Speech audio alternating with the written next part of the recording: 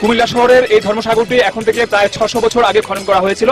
পানীয় জলের সমস্যা দূরীকরণের জন্যই এই ধর্মসাগরটি খনন করা হয়েছিল।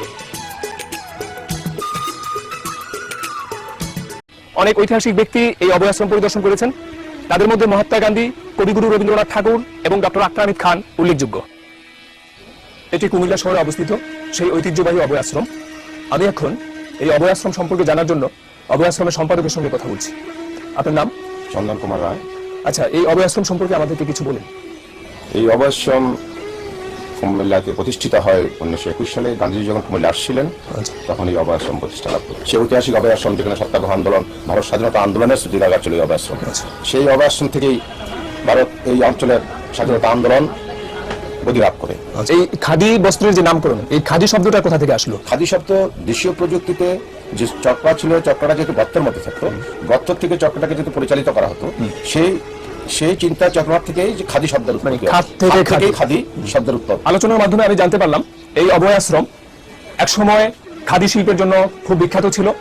এই অভয় আশ্রম পরিচালনার সঙ্গে এখন যারা জড়িত আছেন তারা আবার সেই খাদি শিল্পকে পুনরুদ্ধারের জন্য বিশেষ প্রচেষ্টা চালিয়ে যাচ্ছেন। বাখরাবাদ গ্যাস ফিল্ড সম্পর্কে আমরা একজন প্রবীণ ব্যক্তির সঙ্গে কথা বলবো। আপনার নাম? সৈয়দ তৌফিক আহমদ। আপনি কি করেন? আমি চেয়ারম্যান। আচ্ছা, এই বাখরাবাদ গ্যাস ফিল্ড কবে আবিষ্কৃত হয়েছিল? 1982 থেকে এটা স্টার্ট, পরে এটা উদ্বোধন হয় 1983। আচ্ছা, এই গ্যাস ক্ষেত্র আবিষ্কারের আগে এই জায়গাটা কি ছিল? এটা জনসাধারণের জায়গা ছিল। বাখরাবাদ গ্যাস ফিল্ডে 8টি কূপ আছে, এর মধ্যে 4টি কূপ বন্ধ হয়ে গেছে এবং 4টি কূপ এখন সচল।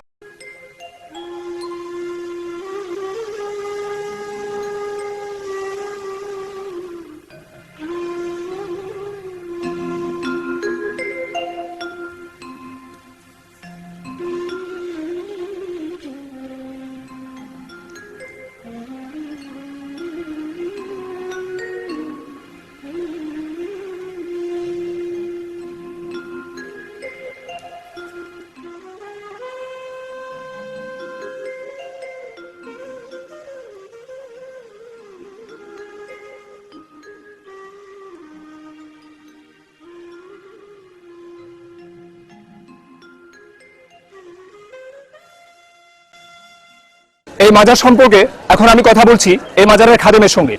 আপনার নাম? আমার নাম মোহাম্মদ শাহজাহান। আপনি এই মাজারে কতদিন যাবত খাদেমগিরি করছেন? 8 বছর। 8 বছর। আমি এই মাজার সম্পর্কে এই এলাকার চেয়ারম্যান মোহাম্মদ মিজানুর রহমানের সঙ্গে কথা বলছি। আচ্ছা, আপনি তো এই এলাকার চেয়ারম্যান। জি। এই মাজারের যে যারা সাহিত্য আছেন তারা কারা? এই মাজারে সাহিত্য আছেন শাহ ইসরাইল, শাহ নুরুদ্দিন। আমরা শুনেছি শাহ ইসরাইল, শাহ নুরুদ্দিন 360 জন আউলিয়ার মধ্যে তারা সফর সঙ্গী ছিল শাহজালাল, শাহ পরানের সাথে আসছে। এই মাজার ইতিহাসে বলে 500 বছর হয়েছে এই মাজার স্থাপন হয়েছে। এই ভারেলা ইউনিয়নের চেয়ারম্যান এবং ভারেলা মাজারের খাদেম থেকে আমরা জানতে পারলাম অনেক অজানা তথ্য। আরো জানতে পারলাম অসংখ্য ভক্তবৃন্দ প্রতিদিন এই ভারেলা মাজারে হাজির হয়।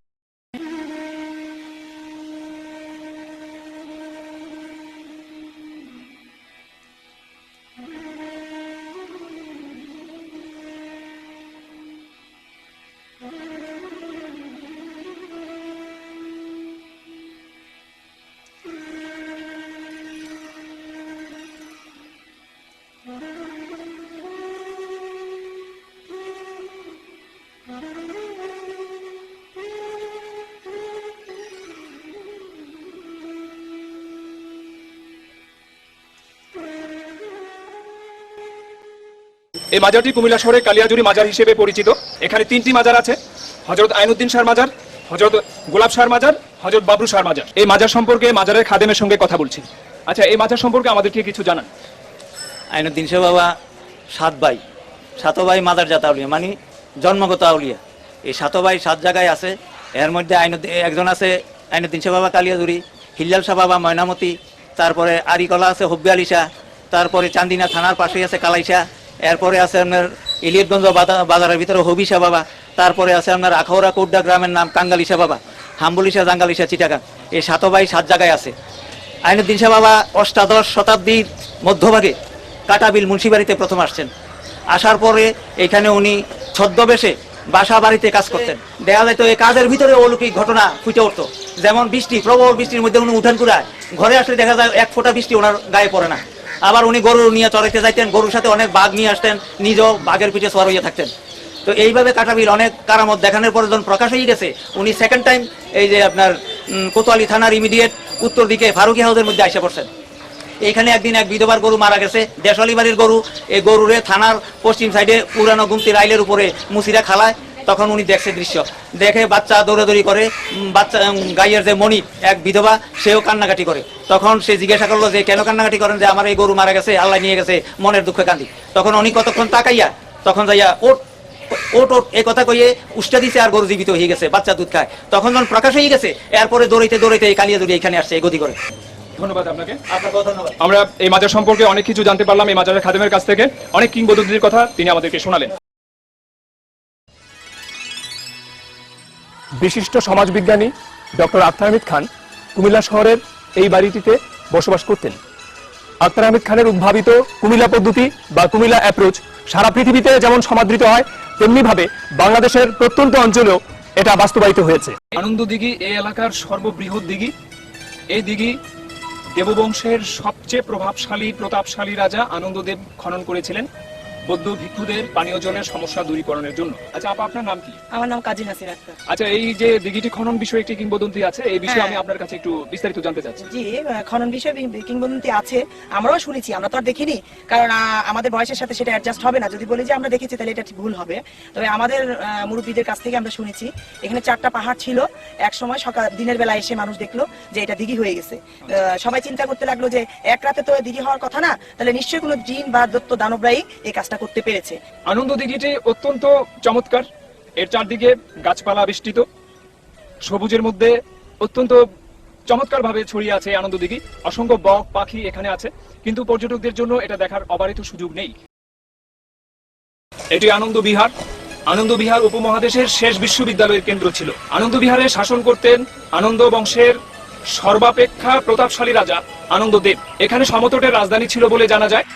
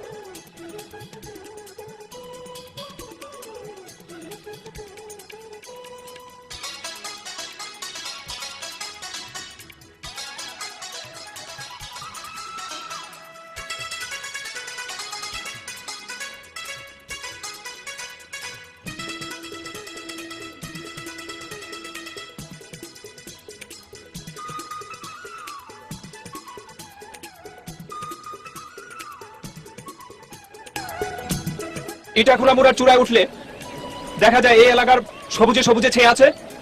এর দক্ষিণে রূপবান মুড়া, উত্তরে ময়নামতি সেনানিবাস, দক্ষিণ পূর্বে বার্ড। অত্যন্ত চমৎকার পরিবেশে এই ইটাখোলা মুড়া আছে। এখানে বাংলাদেশ রাইফেলসের আঞ্চলিক সদর দপ্তর এবং অন্যদিকে সেনানিবাস থাকা সত্ত্বেও নিরাপত্তার অভাবে পর্যটকদের প্রায়ই লাঞ্ছিত হতে হয়। যদি এখানে যথেষ্ট পরিমাণে নিরাপত্তা ব্যবস্থা জোরদার করা যায়, তাহলে দেশ বিদেশের অসংখ্য পর্যটক এখানে এসে ভিড় জমাবে।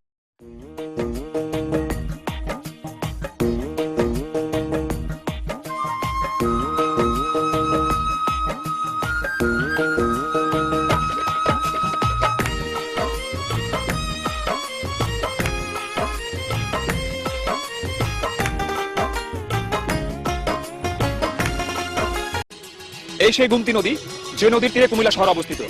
বিশ্বকবি রবীন্দ্রনাথ ঠাকুর, জাতীয় কবি কাজী নজরুল ইসলাম সহ বাংলা সাহিত্যের অনেক কবি সাহিত্যিক এই নদী নিয়ে অনেক গান কবিতা লিখেছেন।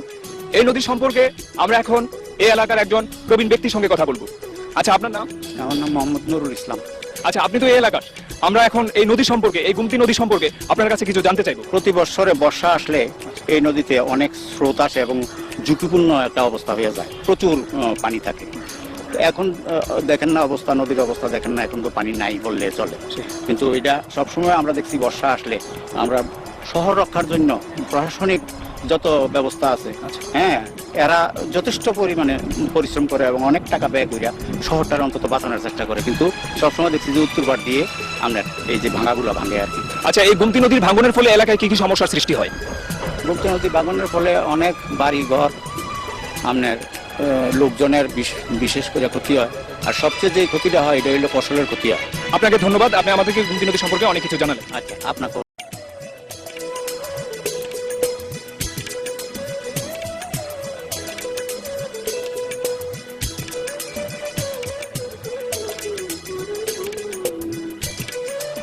কুমিল্লার কোটবাড়িতে অবস্থিত এই সেই বার্ড অর্থাৎ বাংলাদেশ পল্লী উন্নয়ন একাডেমি বিখ্যাত সমাজবিজ্ঞানী ডক্টর আক্তার আহমেদ খান এটি প্রতিষ্ঠিত করেছিলেন। বিত্তহীন মানুষদের স্বনির্ভর করার লক্ষ্যে এই প্রতিষ্ঠানটি অব্যাহতভাবে গবেষণা কার্যক্রম পরিচালনা।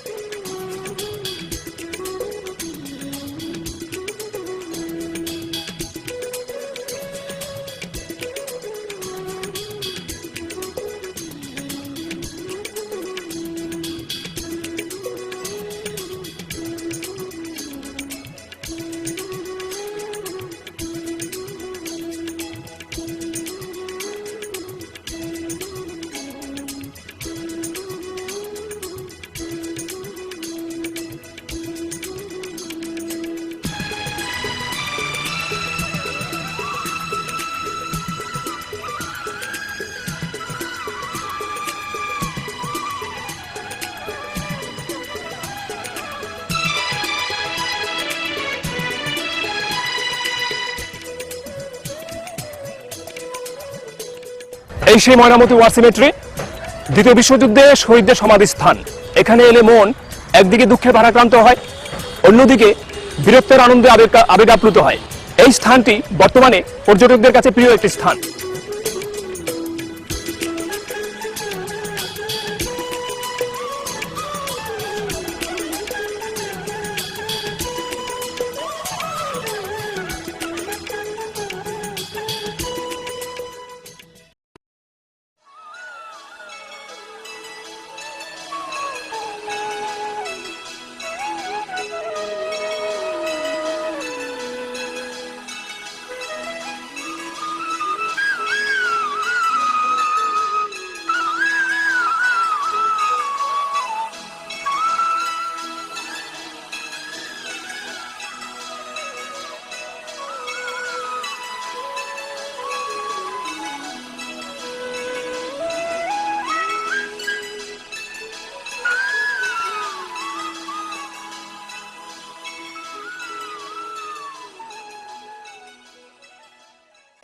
আমার পেছনে যে বিহারটি দেখতে পাওয়া যাচ্ছে এটি হলো সেই ঐতিহাসিক রূপবান মুরা।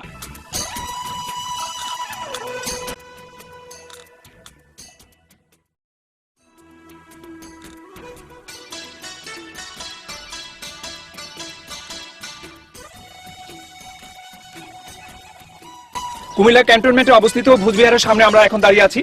এই ভোজবিহারের কেন্দ্রস্থলে রয়েছে একটি ক্রুশাকার মন্দির। এই ক্রুশাকার মন্দিরের দরজা উত্তরমুখী। এখানে যতগুলো বিহার আছে সবগুলোর দরজাই উত্তরমুখী। দরজাগুলো উত্তরমুখী কেন হয় এর কোনো সঠিক ব্যাখ্যা আসলে জানা যায়নি। এখানে অসংখ্য ভিক্ষু বসবাস করতেন। এখানে রয়েছে অসংখ্য পোড়ামাটির ফলক, মন্দিরের গায়ে গায়ে অসংখ্য অলঙ্কৃত ইট। এই ভোজবিহার এখানকার প্রত্নতাত্ত্বিক নিদর্শনের অন্যতম একটি নিদর্শন। এই অলঙ্কৃত ইট নিয়ে দেশে বিদেশের তাত্ত্বিকরা এবং প্রত্নতত্ত্ব গবেষকরা অসংখ্যবার গবেষণা করেছেন।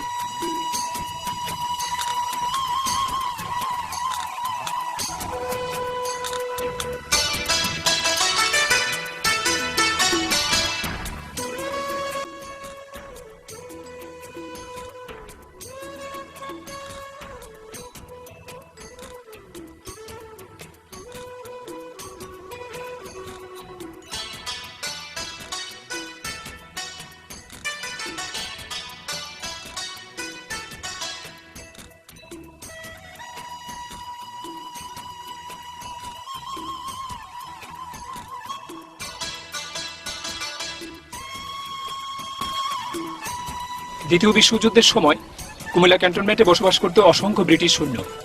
তাদের বসবাসের জন্য ঠিকাদারদের দায়িত্ব দেওয়া হয়েছিল। ঠিকাদাররা সৈন্যদের বসবাস করার জন্য ভবন তৈরি করবে এই ভেবে এখানকার যে যত পাহাড় পর্বত ছিল এগুলোকে খনন কার্য করতে গিয়ে অসংখ্য অলংকৃত ইট খুঁজে পায়। সেই অলংকৃত ইটগুলোকে প্রত্নতাত্ত্বিক নিদর্শন না ভেবে ওরা এগুলো লোপাট করে দেয়, চোরাই পথে বিক্রি করে, এবং নতুন বানানো যে ভবন ছিল সেগুলিতে ব্যবহার করে ফেলে। ওরা বুঝতেই পারেনি এই প্রত্নতাত্ত্বিক নিদর্শন কত গুরুত্বপূর্ণ ছিল। ওদের লোপাটের কারণে আমাদের প্রত্নতাত্ত্বিক অনেক নিদর্শন হারিয়ে গেছে।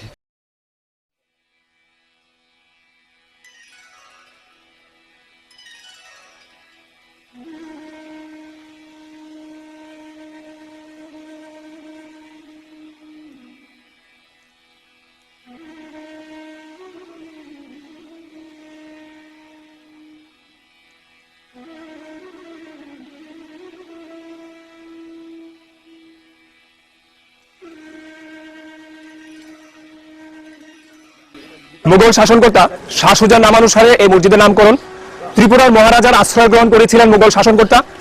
ত্রিপুরার মহারাজাকে মুঘল শাসনকর্তা শাহ সুজা একটি আংটি উপহার দিয়েছিলেন। সেই আংটি বিক্রি করে এই মসজিদ নির্মাণ করা হয়েছে বলে কিংবদন্তি রয়েছে।